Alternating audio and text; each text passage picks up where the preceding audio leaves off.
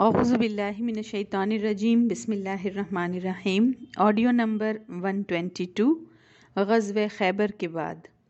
وعدکم اللہ مغانم کثیرہ، اللہ تعالیٰ نے مسلمانوں سے بہت زیادہ مال غنیمت کا وعدہ کیا تھا، تو خیبر کی فتح کے ساتھ وہ وافر مال غنیمت مسلمانوں کی جھولی میں آ گیا۔ وہ تو وارے نیارے ہو گئے۔ خیبر کھجور اور غلوں سے بھرا پڑا تھا۔ فتح خیبر کے بعد صحابہ کرام رضی اللہ عنہم کہتے ہیں کہ ہمارے اچھے دن اس وقت تک نہ آئے جب تک خیبر فتح نہ ہو گیا۔ عائشہ رضی اللہ عنہا کہتی ہیں کہ ہم لوگوں کو بھر پیٹ کھجور کھانے کو تب ملی جب خیبر فتح ہوا، یہاں تک کہ جو نبی اکرم صلی اللہ علیہ وسلم نے مواخات کرایا تھا، یعنی انصار اور مہاجرین میں بھائی چارہ کرایا تھا مدینہ آنے کے بعد، اور انصار نے بہت فراخ دلی کا مظاہرہ کیا تھا کہ اپنے باغات اور کھیت وغیرہ تقسیم کر دیے تھے آپس میں، یعنی مہاجر کو دیے تھے آدھا آدھا، تو خیبر کے بعد مہاجرین نے وہ سب کچھ انصار کو لوٹا دیا کہ اب ہمارے پاس سورس آف انکم ہو گیا ہے۔ اتنا وافر مال غنیمت مسلمانوں کو ملا اس خیبر کی فتح کے نتیجے میں، اس کا تقسیم کرنا بھی کتنا ہوشیاری اور عقل مندی کا کام تھا۔ تو نبی اکرم صلی اللہ علیہ وسلم نے خیبر کو 36 یونٹس میں ڈیوائیڈ کر دیا، 36 یونٹس میں، اور ہر یونٹ میں 100 حصے لگائے، یعنی 100 حصوں پر ایک یونٹ بنائی۔ اس طرح 36 یونٹ ملٹیپلائڈ بائی 100 تو 3600 ڈویژن ہوئے۔ پھر اس 3600 ڈویژن کا 50% سینٹر کے حوالے کر دیا، بیت المال میں ڈال دیا، تاکہ اللہ، رسول اور غریب اور آنے والے نئے مسلمان وغیرہ کی ضروریات ان سے پوری ہو سکیں، اور باقی 50% وہ صحابہ کرام رضی اللہ عنہم میں تقسیم کر دیا۔ تو اس طرح فراوانی آ گئی۔ اسی کے بعد وہ واقعہ ہوا تھا جس میں ازواج مطہرات نے کہا تھا نا کہ ہمارا نان نفقہ بڑھا دیا جائے کہ اب تو اچھے دن آ گئے ہیں۔ مال زیادہ تو ملا تھا، لیکن سارے مسلمانوں کی پرابلم ابھی سالو نہیں ہوئی تھی۔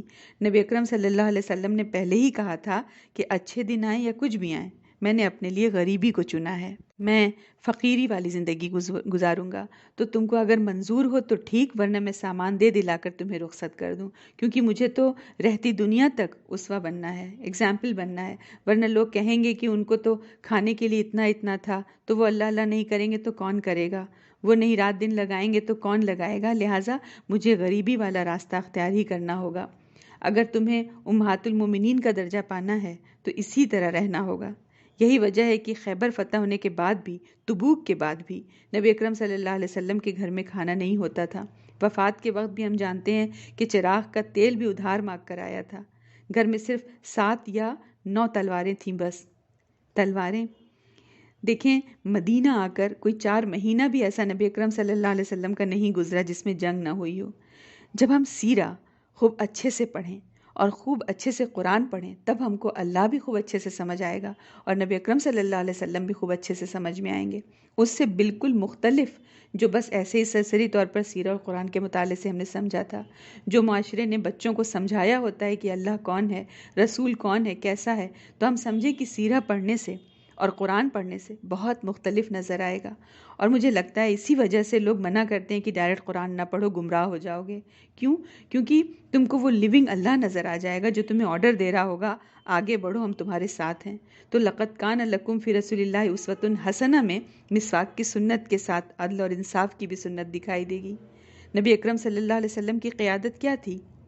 مدینے میں ایک مرتبہ ہنگامہ ہو گیا کہ ڈاکو آ گئے، رات کا گپ اندھیرا، سب لوگ نکلے تو، لیکن زیادہ سے زیادہ صرف اپنے گھر کے دروازے تک، اور تھوڑا موڑا اور ہمت کر کے جمع ہوئے تو مسجد نبوی تک، چاہے میں گوئیاں ہو رہی ہیں، کیا ہوا، تبھی سب کی نظر پڑی، کوئی سفید پوش گھوڑے پر سامنے سے آ رہا ہے۔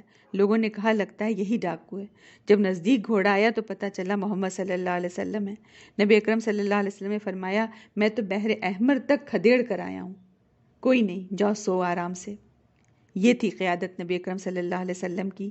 آپ ایسے امام تھے، صرف نماز پڑھوانے کا نام ہی تو امام نہیں ہے، باطل کو للکارنے کا بھی تو نام امام ہے، ڈاکوؤں کو کھدیڑنے کا بھی تو نام امام ہے، میدان بدر میں لیڈ کرنے کا بھی تو نام امام ہے۔ ہمیں تو اخلاق کا مطلب کچھ اور ہی طرح سے دیا جاتا ہے۔ اخلاق کا مطلب گوتم بدھ سے میچ کرنا ہوتا ہے، جنگ سے پرہیز نہیں، جبکہ سیرہ پڑھنے سے پتہ چلا کہ جنگ برائے جنگ تو غلط ہے، لیکن جنگ برائے امن سب سے اچھی چیز ہے۔ دنیا میں ہے کوئی ایسا جو غریبوں کے لیے باطل سے لڑنے کے لیے میدان میں آیا ہو؟ کون اٹھا ہو ظالم کا گریبان پکڑنے کے لیے؟ یہ تو صرف نبی اکرم صلی اللہ علیہ وسلم اور آپ کے اصحاب کا کارنامہ ہے کہ ہم بندوں کو بندوں کی غلامی سے نکال کر اللہ کی غلامی میں لانا چاہتے ہیں، تاکہ اس کو انصاف مل سکے، تاکہ عدل قائم ہو سکے۔ یہ سب سیرہ پڑھنے سے پتہ چلتا ہے۔ اخلاق کا مطلب اسماعیل کی جگہ پر اسماعیل دینا ہے۔ اخلاق کا مطلب ہے حکمت کے ساتھ عدل اور امن کو قائم کرنا، بے شک جھگڑے سے پرہیز کرنا، لیکن حق کے لیے، سچ کے لیے، مظلوم کے لیے آواز کو اونچا کرنا، یہ ہے اخلاق۔ اپنی دوستی کو، اپنی یاری کو، رشتے کو مینٹین رکھنے کے لیے عدل کو دبا دینا، سچ کو چھپا دینا، یہ اخلاق نہیں ہے، یہ اسلامی صفت نہیں ہے، یہ غیر اسلامی کردار ہے۔ صحیح اخلاق کی یہ تصویر سیرہ کے مطالعے سے ہی سمجھ میں آ سکتی ہے۔ پھر دیکھیں اس غزوہ خیبر میں قیدیوں میں حضرت صفیہ رضی اللہ عنہ بھی تھیں۔